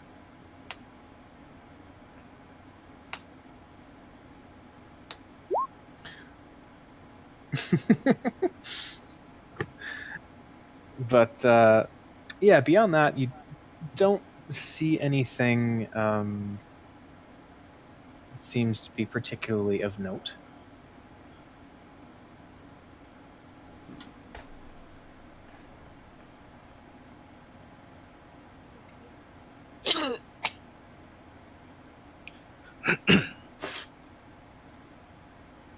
Well, so just like I think it's John Travolta walking around, arms out like I'm looking for something. I do that, and then I look at him and say, "You guys ready to head out?" Yeah, I suppose. Okay, and I'll head out towards the east. All right. And you would know that at this point, it's probably again just over a full day's travel. If you want to make it to Thogladar before sleeping again. By a full day's travel, I do mean the 8-hour period, not the 24. I relay this to the party. So, should you choose to travel partway through the night, you could make it back to Thogladar, sometime around, probably between midnight, 1 o'clock in the morning. I relay this to the party. Do we want to pull another long nighter? I think Bungdo's down. Well, I'm riding you. Shrugs. I hold silver away. Alright. I guess we're gonna do it. Do it Okay. to it. Pull it the same way we did last time, the last day. Mm-hmm. All right. So, yeah. Do your wild shapes and mount summoning and all that craziness. Is there a rhino race this time? I will hold off on the rhino race. Unless, I just hop on Bungdo and whatever forum and such. Okay. Yeah, I'll do Rhino. What did the giant millipede have? What do you mean? What movement speed? Oh, I can look. I was I just can curious, find it. because if it's fast enough, we should do that. Oh god, then you can all ride me. No, it'd just be me and Termilla. Well, if it's a millipede, then it's gonna be long enough to carry everyone. Let me look. I have to find it. Okay. I was just curious, because... You know what? I'll do the millipede, and then everyone can just hop on. To scare more horses and people off the road. So we can still ride it, right? Yeah, I'm kind of homebrewing this on the fly because technically it's not really like a thing, No. but I mean, we don't have to. I can just do Rhino. I mean, you can do what you want. I would say it's probably still maximum of 2 riders. Yeah. So, Whatever you'd just like to do. Me and Tormilla. But, like, it's kind of awesome because we've got, like, this slithery, drifty thing instead of just a horse. And by the way, at which point are you doing this? Are you waiting until you're outside of Kymor, or In the city. I'm okay with this. Well, they can hop on. I'll be a rhino. Those are I like being in the rhino. You're going to do a rhino? Yeah, I like that form. It's fun. Okay. Alright. okay? All right, so you still get a number of very confused looks as you keep your way out of Kymor, but just I giving put his not, hat not much on him. more than. His What? fez. Like, What were you saying, Brown? I was just saying, giving everyone the little princess wave as we're walking out of town on the mount. All right. So yeah, there are certainly a number of people who kind of hug the walls of the buildings surrounding the street, giving you a wide berth. But you don't encounter any resistance or anything of that sort as you make your way east.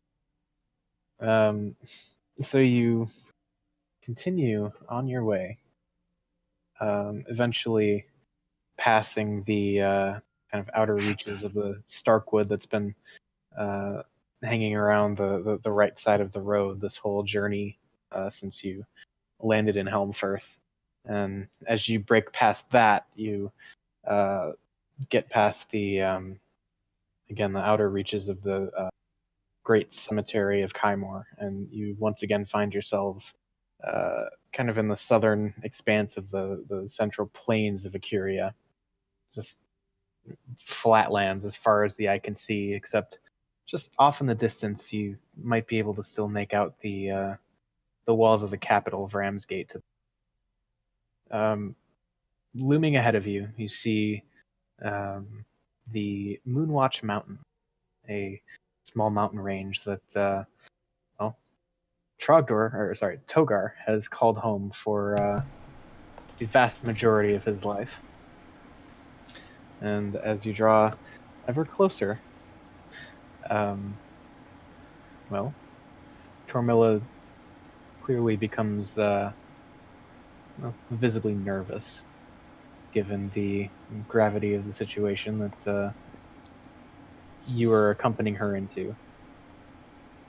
But she kind of sort of anxiously looks over to Togar and says, "How long has it been since you've been home?"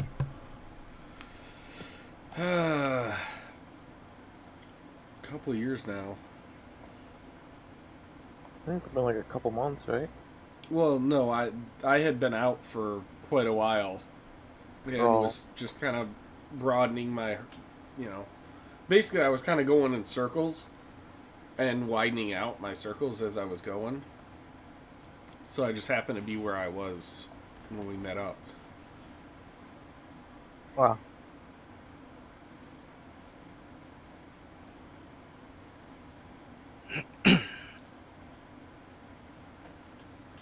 So, yes, quite some time then. Yeah. And she sighs nervously, as she's clearly been gone even longer than you, not knowing what happened to your brother and kind of being out of touch for that long. You see, she's visibly concerned at what may have transpired as she was gone.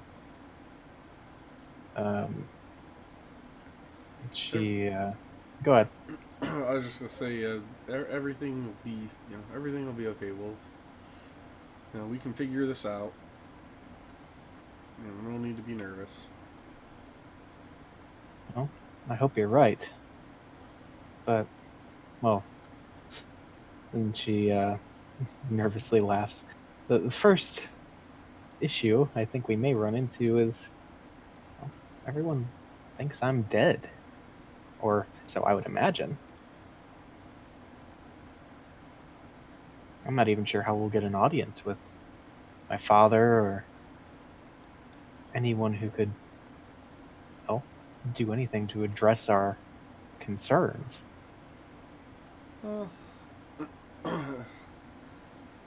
I'm sure I'll see how the business is doing, but I might be able to use a contact through the business to get in touch with your father. I hope so. She just kind of, once more becomes a bit inward, kind of thinking, visibly kind of steeling herself for the,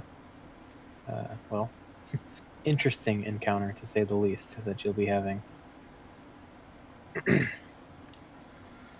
So, go ahead. With that, I will reach and pull out the cask, or like the jug, Hmm?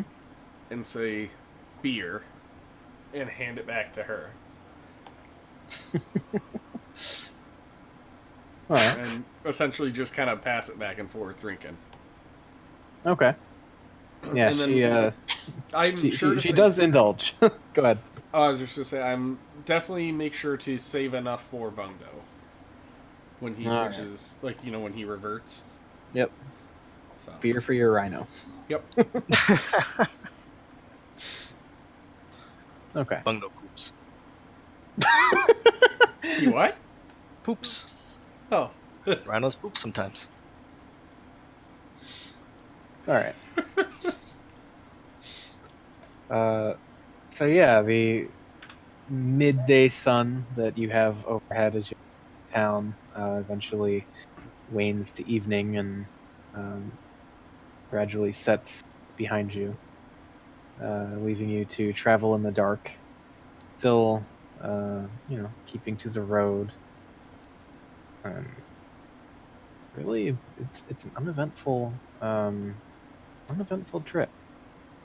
You continue on a few hours into the night, and the dusty road just begins to twist and turn a little as you enter the foothills at the base of the mountains.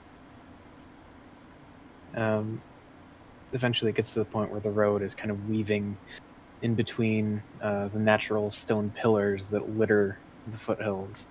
But as you crest the final hill, and Togar would, obviously recognize this, and you see before you the true base of the mountain. The mountain in which Thogladar is located, Mount Ragnik, which I can put in chat. Yep.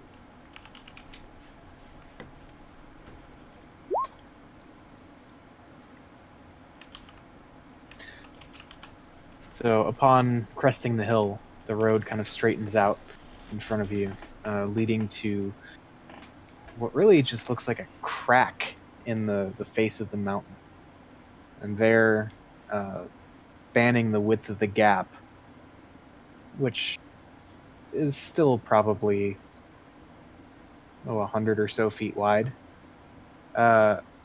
there's a pale stone wall. It frames a pair of massive dark metal doors that stand closed and presumably locked given the hour. Togar would recognize this as Galdrax, the outermost border of Thogladar. It was Goldrax what? Gate. Okay. Can you spell Goldrax? Okay. All facts.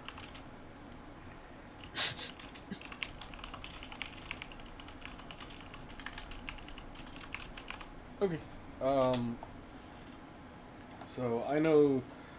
Would I know if they would? They'd let me in, right? Being that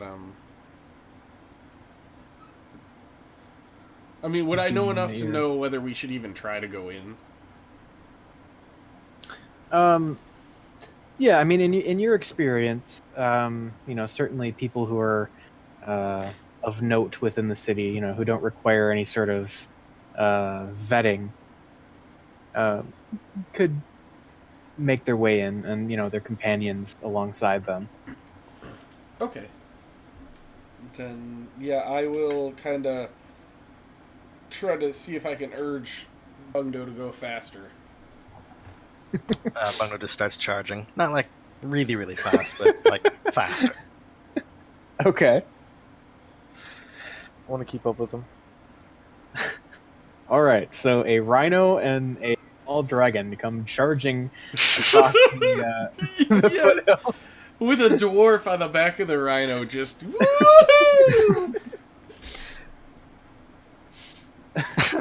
And yeah, you're just kicking up this massive cloud of dust behind you. But yeah, before long, you find yourselves at the base of the gate, and the guards, who you can just barely make out at the time. Not a dig on the short people, just the fact that it's a big ass set of gates. Yeah. And they just stand there stoically in looks to be some pretty hefty armor.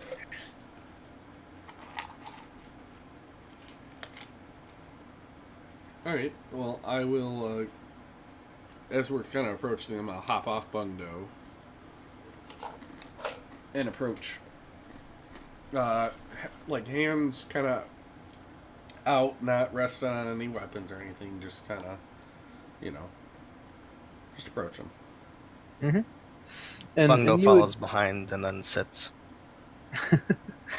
Okay. And you would know that the guards here, especially the Night Watch, are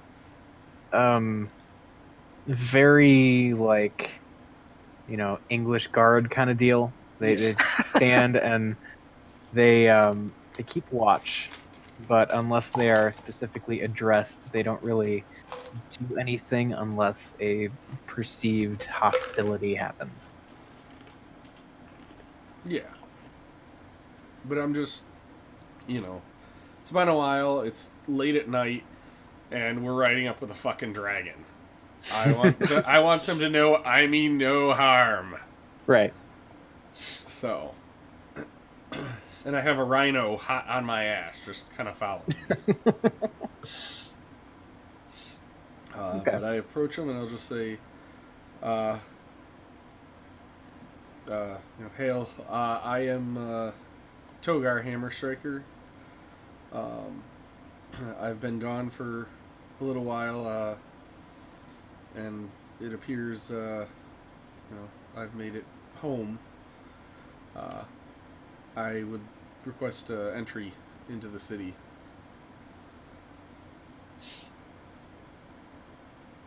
All right. The guard on the right seems to take a step forward toward the edge of the battlements that kind of just align the top of the wall and the gate, and shuts down. Hammer Striker, you say? Aye. There's a pause, and he seems to go over and say something to his companion along the wall, and walks back over. Says, "Togar, you say?" Aye. There's a pause. I'm the one who owns the armor smith. Or at least I did. My dad's running it now. He walks over and talks to the other guard for a moment. Says, "Aye, I think I've seen your work before." Probably have. All right. Well, welcome home, Togar Hammerstrike. And with that, the massive metal gates just creak open, revealing the brightly lit interior, which is at this point really just a big tunnel leading deeper into the mountain. But yes, you seem to have gained entry back home. Sweet. I go in and immediately just feel, like relief that nothing has happened. Everything's fine with all this weird shit that's been going on all over the place. At least it's a breath of relief to come home and see that everything is normal. Yeah. Tormilla has been notably silent.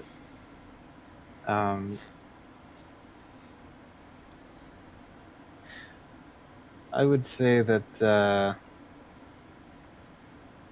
maybe not Togar, but Trogdor and Bungdo are certainly picking up. She almost seems to be actively hiding her face, kind of drawing her hood up and keeping a low profile. Alright. Bungdo the rhino, or is Bungdo? Well, Bungdo the whatever, his mentals stay the same. So I'm still a rhino. Okay. So I wouldn't notice that. Absolutely still a rhino. Well, I was wondering if like you could say anything, or if it was just if you were in rhino form. All right. Huh. But did I notice she's been quiet at least? yeah, I mean it would probably seem, given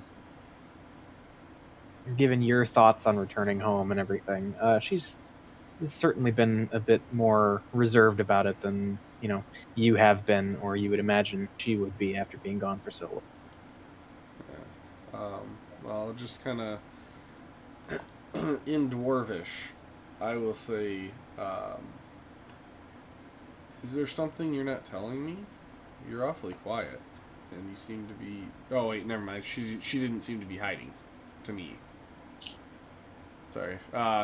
So, are you basically? I guess let's just say, are you feeling okay? And she keeps her head down and just sort of whispers to you. As much as I am overjoyed to be home, I can't help but think that I have enemies here. And so I prefer to keep a low profile until the time is right. When I know what friends of mine still hold power here, and perhaps gain some insight into who my enemies may be. It's a valid point. And I will attempt to kind of sit up and, attempt to kind of hide her. Okay. Or at least obscure vision of her. Mm-hmm. Cool. All right. So, yeah, you make your way deeper down into the mountain. It's probably another quarter mile or so. A pretty decent decline. As you follow the road that eventually leads to another gate, though this that kind of hangs open. And as you approach through it, you can see the orange, fiery light of Thogladar, the dwarven city under Mount Ragnik that, as Thogar knows, is really never fully at rest. Yep. Given the lack of dependence on daylight that many of the above ground races have, it just seems that, dwarves being dwarves, they just get shit done when they need to get shit done. Yep. And, well, you have arrived. And with that, let's take a quick break. Okay. Alright. Curious, how big was the hallway that we came in on? At its widest,